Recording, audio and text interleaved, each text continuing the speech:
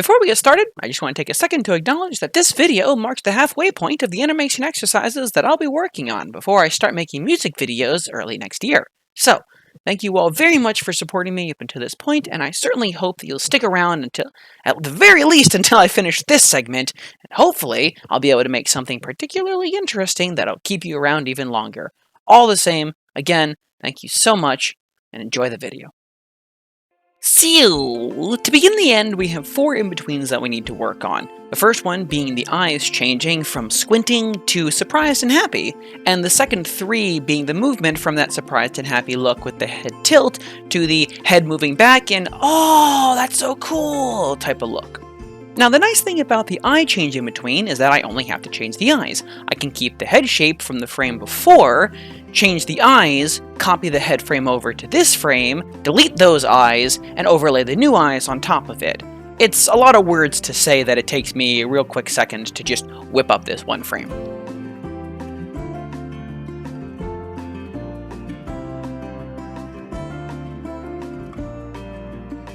I was proud of myself for drawing the left iris in like 5 strokes, as opposed to the 27,000 strokes that took me to draw the right iris. And even then, I still didn't get it right. I mean, I got it right eventually, but it was an ordeal.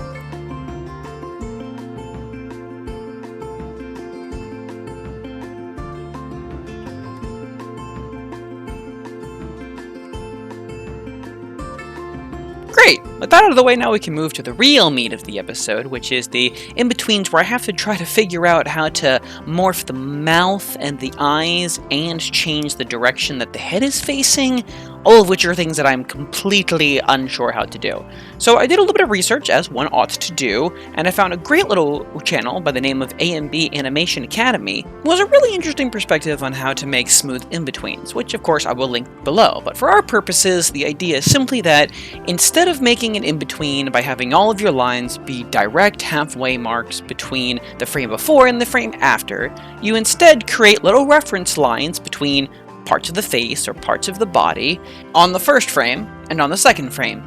Then you go to your tween frame, create another little reference line that is the halfway point between those lines that you just created, and after you've accumulated enough of these, you'll see the figure you're trying to draw in the pose you want to draw them in, and now you'll use your artistic integrity and abilities and create a whole new drawing using those new reference lines. Because new, fresh drawings are just more likely to express posture and motion and personality than trying to simulate a posture by just blindly drawing between the lines of frame A and frame B. Try it for yourself and you'll see. Also, I'm only slightly embarrassed by how long it took me to figure out that his lack of eyebrows is why he's so ugly. Of course, it's probably worth pointing out that I didn't actually apply that theory when I was making this in-between, because as a beginner artist, I have zero faith in my ability to properly replicate a head from one frame to the next. I just don't have that muscle memory of drawing the same character over and over and over again in order to create consistency. So I didn't trust myself that I was going to be able to draw entirely fresh new frames that looked like the character from frame to frame to frame. At some point or another, I am going to be that good. At least I'm going to work my damn hardest to try to get that good. But right now, I'm just going to finish off this exercise with my tried and true beginner's level blindly following my in-between lines. And then as I get better, I'll start thinking more critically about these lessons that I have learned, and hopefully that'll create smoother animations as I go.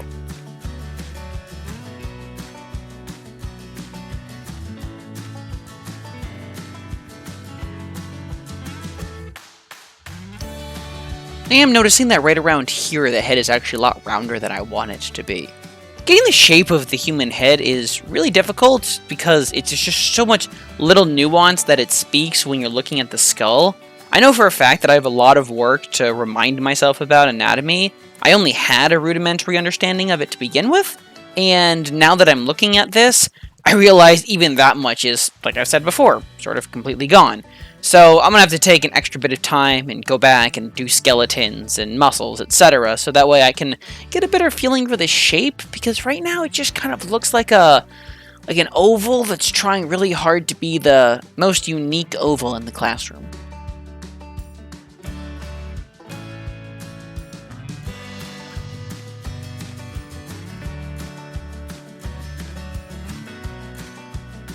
here's a good spot to talk about the mouth for a second.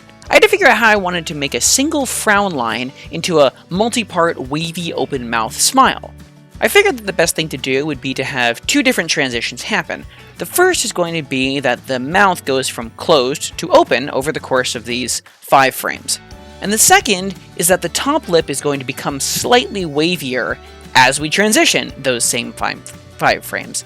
Now, it might be the case that in reality or in a more experienced animation that those might happen at different paces, but I've never seen either of those, so I figured I would just try and do both of those at the same time and see how that came out.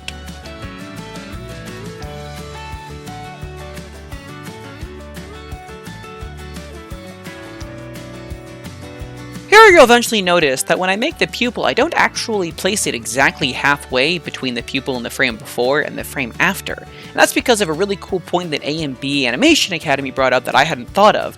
You see, not only is the eye moving from its position of looking in one direction to the next, but the whole head itself with which the eye resides is also moving. So first, the halfway that you have to consider is where the actual eyeball is as the head itself moves back halfway between one frame and the next. Then you have to do the halfway point that the eye is traveling as it turns from one direction to the next, and then you have to add those two together to create this new location for the pupil, which ends up being about 3/4 of the distance that between frame 1 and frame 2, as opposed to half the distance. The same is true, which A&B talks about in his video, where you have a head that's turning, and the angle of the chin and the angle of the jaw as the head turns means that sometimes your jawline, even though you are making a halfway in between, isn't always exactly halfway between the first frame and the second.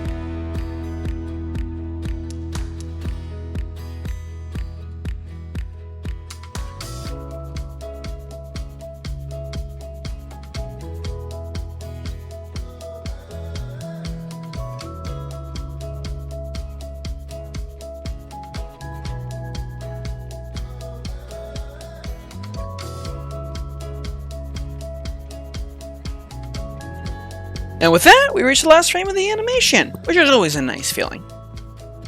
I think right around here somewhere is where I tried to pull up a TV show to pass the time while in-betweening, because I really didn't have anything particularly interesting or new that I was doing, and that ended up being a lot more distracting than I was going for, so I'd switch back over to music. I don't know, eventually, hopefully I can get to the point where I can be watching shows and movies while tweening, because it's a really great time to catch up on all the series that I'm behind on. But at least now when I'm listening to music, I can catch up on all the music that I'm behind on. So it's kind of a win-win either way. Anyways, back to important stuff. Right here is where I have the mouth, which is the biggest obstacle for this frame. I have to figure out how to make it look a little bit wider, how to make it a bit more opener, especially the jaw, the space between the teeth, so that way we have that nice transition between the teeth being closed in the frame before and the teeth being very much open in the frame after, and also a nice middle ground with the waviness of the line of the top lip. After that, it's all the same as been done before. So, enjoy the music, and I will see you all after I finish this frame where we will look over our glorious work.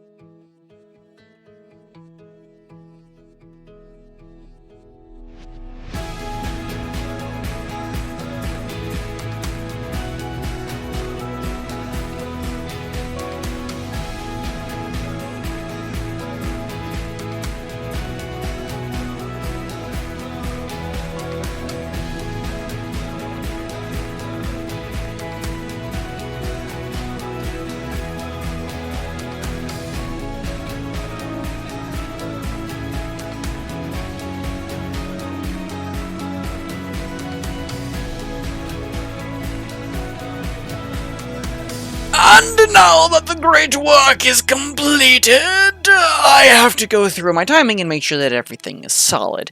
Which is good, because the first time that I went through it, I felt like the face, when it was turning from the confused, puzzled look over to the happy smile, that the transition was too slow and gradual, and a little choppy too, which is sort of the nature of drawing in twos, but I wanted to see if I could do something about it.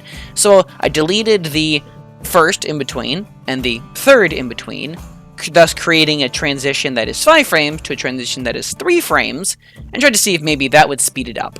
It didn't really speed it up all that much, it just made it that much chompier and sudden, because now it's just like pose, between, pose, instead of pose, between, pose.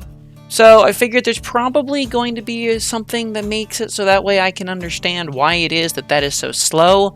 I'm sure in the future lessons, but right now I really am quite stumped. I'm willing to accept this as something that I need to get better on, but also acknowledging that it is in fact something that I do need to be conscious of in the future. So what do we have to say for ourselves with this work?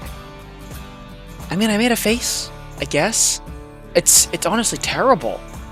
I mean, really, I just have so much work that I have to do on drawing people. At no point is the head a consistent shape, even when I'm trying to change the perspective. In fact, especially when I'm trying to change the perspective. The eyebrow scrunch just feels really forced.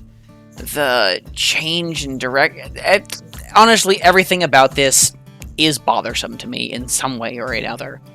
I'm gonna have to spend more time practicing on my own to get better at drawing people. There's just no other way about it. I honestly don't even think that there's any animation technique that's really going to compensate for the way that this turned out. There's nothing that I'm going to learn ahead of time.